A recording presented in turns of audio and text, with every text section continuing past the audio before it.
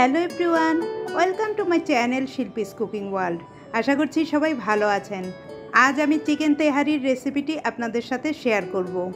আমি আজ খুবই অল্প সময়ে এবং অল্প উপকরণ দিয়ে সহজভাবে এই চিকেন তেহারি রান্না করে দেখাবো। আশা করছি রেসিপিটি সবার খুব ভালো লাগবে।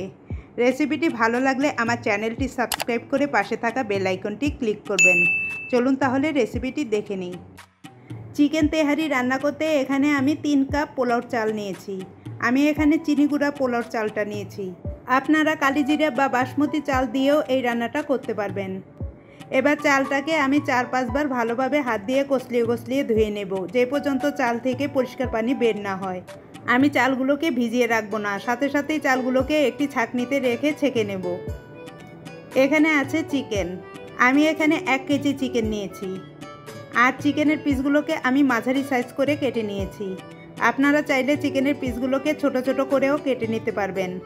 এখন আমি রান্না করতে চলে যাচ্ছি।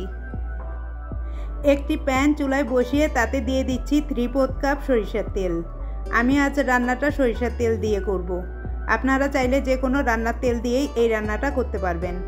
তেলটা গরম হলে 2টি তেজপাতা ছিঁড়ে দিয়ে দিচ্ছি। সেই সাথে দিচ্ছি কিছু গোটা গরম মশলা। এখানে আছে 4 টুকরা দারচিনি, 7-8টি এলাচ, 5-6টি লবঙ্গ, একটি বড় এলাচ ও 8-10টি গোলমরিচ। এবার গরম মশলাগুলোকে একটু ভেজে নেব। গরম মশলা ভাজা সুন্দর আরোমা বের হলে দিচ্ছি 1.5 কাপ পেঁয়াজ কুচি। পেঁয়াজগুলোকে একটু ভেজে নেব। পেঁয়াজগুলোকে আমি খুব বেশি ভাজবো না। পেঁয়াজগুলোর কালার একটু চেঞ্জ হলে দিচ্ছি 2 টেবিল চামচ আদা বাটা, 2 টেবিল চামচ রসুন বাটা, কাঁচামরিচ বাটা 1 টেবিল চামচ, কালো গোলমরিচের গুঁড়া 1/2 চা চামচ, জয়ফল ও জয়ত্রীর গুঁড়া দিচ্ছি 1/4 চা চামচ করে, ফেটানো টক দই দিচ্ছি 1/4 কাপ, লবণ দিচ্ছি স্বাদ মতো। আমি এখানে শুধু চিকেন রান্নার জন্য লবণ দিয়েছি। এবার আমি মশলাগুলোকে ভালোভাবে কষিয়ে নেব। মশলাগুলো ভালোভাবে কষে গেলে এতে দিয়ে দিচ্ছি চিকেনের পিসগুলো। এখন চিকেনের পিসগুলোকে মশলার সাথে ভালোভাবে মিক্স করে নেব।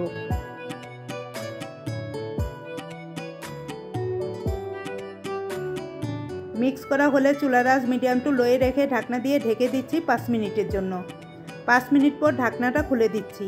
এখন চিকেন থেকে বেশ খানিকটা পানি বের হয়েছে। আমি এখানে আলাদা কোনো পানি ইউজ করব না। এই চিকেনের পানিতেই চিকেনগুলো সিদ্ধ হবে। আবার ঢেকে দিচ্ছি চিকেনগুলো সিদ্ধ হওয়া পর্যন্ত। এখন আমি আর ঢাকনা দিয়ে রান্না করব না। এ পর্যায়ে চুলার আঁচ মিডিয়াম টু হাইয়ে রেখে আমি পানিটাকে পুরোপুরি শুকিয়ে নেব। এখন পানিটা শুকিয়ে গিয়েছে, তেলটাও বের হয়ে এসেছে। এবার আমি দিয়ে দিচ্ছি 4 কাপ পানি, সেই সাথে দিচ্ছি 2 কাপ দুধ। আমি আগে থেকে জাল করা দুধ এখানে দিয়েছি। আমি 3 কাপ চালের জন্য পানি ও দুধ মিলিয়ে 6 কাপ দিয়ে দিলাম। আপনারা যদি চালটাকে কিছুক্ষণ ভিজিয়ে রেখে দেন তাহলে এখানে 4.5 কাপ পানি দেবেন। এবার সব কিছু ভালোভাবে নেড়েচেড়ে মিশিয়ে ওয়েট করছি বলক আসা পর্যন্ত। এখন বলক এসে পড়েছে। এ পর্যায়ে দিচ্ছি আগে থেকে ধুয়ে পানি ঝরানো চালগুলো। চালগুলোকে ভালোভাবে মিশিয়ে দিচ্ছি লবণ। আমি এখন পোলাওয়ের জন্য লবণ দিয়েছি। এখন চুলার আঁচ বাড়িয়ে পানিটাকে একটু টানিয়ে নেব। এবার পানিটা গা মাখা হয়ে এসেছে। এখন দিচ্ছি 15-16টি আস্ত কাঁচামরিচ। এতে কাঁচামরিচের একটা সুন্দর ফ্লেভার ছড়াবে। দিচ্ছি কিশমিশ 1 টেবিল চামচের মতো, এটা অপশনাল। 1 চা চামচ কেওড়া জল দিয়ে দিচ্ছি। আর দিচ্ছি 1 চা চামচ গোলাপ জল। চিনি দিচ্ছি 1 চা চামচ।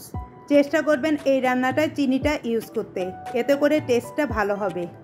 এবার সব কিছু একত্রে ভালোভাবে মিক্স করে দিচ্ছি। আমার চ্যানেলে কতগুলো বিরিয়ানি ও পোলাওয়ের রেসিপি দেয়া আছে, লিঙ্কগুলো ডেসক্রিপশন বক্সে পেয়ে যাবেন। মিক্স করা হলে চুলার আঁচ একেবারে লো করে দিয়ে ঢাকনা দিয়ে ঢেকে দমে রেখে দেব 15 মিনিটের জন্য। এ পর্যায়ে আপনারা প্যানের নিচে একটি তাওয়া বসাতে পারেন। 15 মিনিট পর ঢাকনাটা খুলে নেড়েচেড়ে উপরের পোলাওগুলো নিচে এবং নিচের পোলাওগুলো উপরে করে দিতে হবে। এতে করে উপরের ও নিচের পোলাওগুলো সমানভাবে হবে। এখন আবার আমি ঢাকনা দিয়ে ঢেকে 5 মিনিটের জন্য দমে রেখে দেব। 5 মিনিট পর রান্নাটা আমার হয়ে গিয়েছে। দেখুন তেহারিটা কতটা ঝরঝরে এবং পারফেক্ট হয়েছে।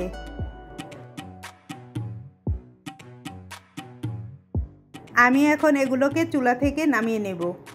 এখানে একটি সার্ভিং ডিশে আমি এগুলোকে সার্ভ করে নিচ্ছি।